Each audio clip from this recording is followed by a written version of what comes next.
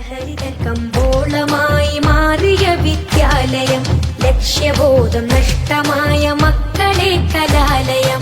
ലഹരിതൻ കമ്പോളമായി മാറിയ വിദ്യാലയം, ലക്ഷ്യബോധം നഷ്ടമായ മക്കളെ കലാലയം. എതിർക്കണം, തകർക്കണം, എതിർക്കണം, തകർക്കണം.